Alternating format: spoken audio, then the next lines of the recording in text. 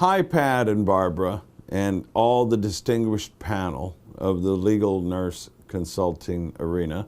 Those that'll be participating in the upcoming seminar, and I'm looking forward to it. I'll be brief in my remarks.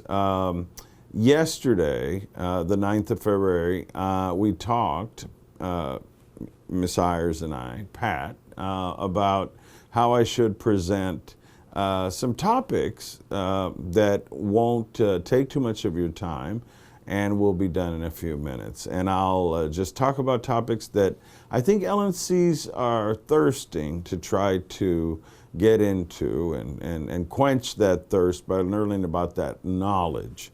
One of them is criminal. Now, there are LNCs that have their comfortable shoe, as I say, that is medical malpractice, nursing home. Those are the obvious ones. We've got to look for those that aren't so obvious, and one of them is criminal. Many legal nurse consultants can either work for the defense or for the prosecution in this arena. And in fact, criminal law, from forensics to fingerprints to bullet wounds, gunshot wounds, operations following those wounds. There is medical. Prisoners that have not received insulin, and there's a civil rights case. People that don't receive their analgesia. It's an act of Congress in prison to get anything more than a Tylenol, believe me. And I fought for people's civil rights in prison as well, because we as nurses don't care if somebody has a criminal record or colorblind to somebody's background. We are truly those that do not care about somebody's racial background, ethnicity, or anything else. And that's why we are here to care. So criminal law, think about it. I will be lecturing on it, and I look forward to seeing you soon on that. Moving on, I've got a great and exciting idea about administrative law. Many individuals, legal nurse consultants, have not thought about administrative law. Well, it is becoming more and more prominent, and I'll tell you why. The medical malpractice statutes in many states, as well as the nursing homes and also charity facilities, there's a cap on how much you can recover. And of course, trials can cost anywhere from $50 to $100 or more $1,000 to take to trial. It's difficult to obtain a verdict, and even in the best of cases, you have a 70% chance of winning statistically.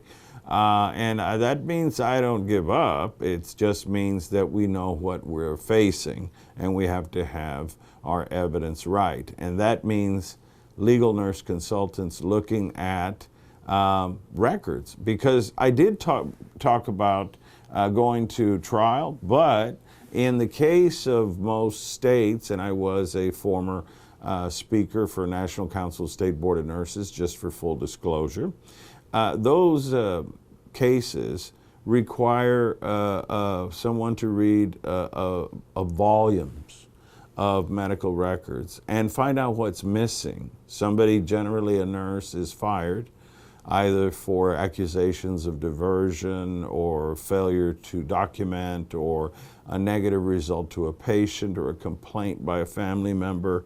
And so these things require someone to read them all. Sometimes lawyers like me that represent nurses and help them out or are facing a three-front war: criminal, administrative, and civil. What if they're being sued, as well as prosecuted for abuse of the elderly or DEA? And we'll get to that in a moment. So think about those topics. I think that presenting those would be most interesting to our audience.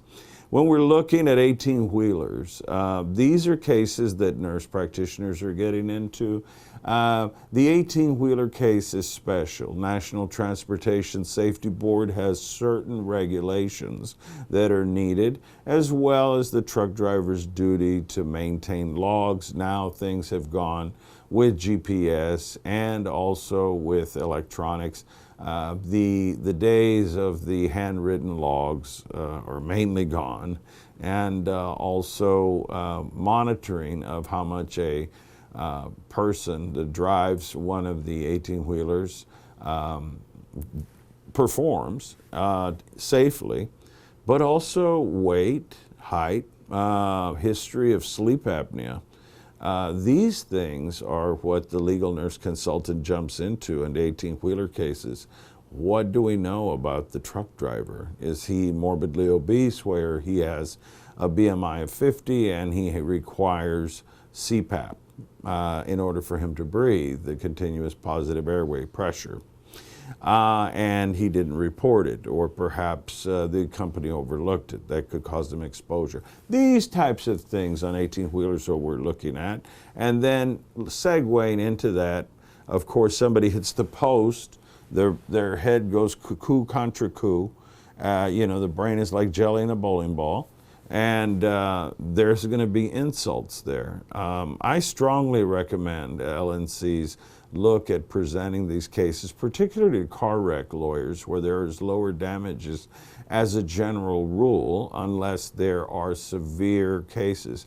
Often and ethically, the legal nurse practitioner should tell the lawyer about the symptoms of the traumatic brain injury.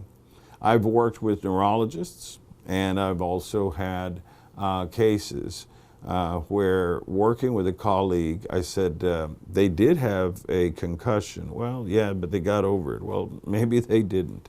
And so when you look at the CDC and other guidelines from neurological societies, and also from the literature you'll be reading, that's part of the LNC's job, literature and reviewing, you start to see and put together the pieces that may quadruple or more exponentially increase the value of a case, because the person just doesn't have a sore back. Because the jury's saying, I've got a sore back, who's going to give me any money for having a sore back the rest of my life? There has to be something special to it. Often, head injuries are ignored. I'd love to bring on a program on that. Life care plans I've written myself, and I've worked with vocational rehab specialists. Those, as you know, and I'd like to educate the legal nurse consultants on, the prime evidence of that we're looking at, the facts, the medical records, putting them all together and telling a person what they will need for their activities of daily living for all of their lives. A wheelchair, perhaps they will be a quadriplegic. I certainly hope that not happen to anyone.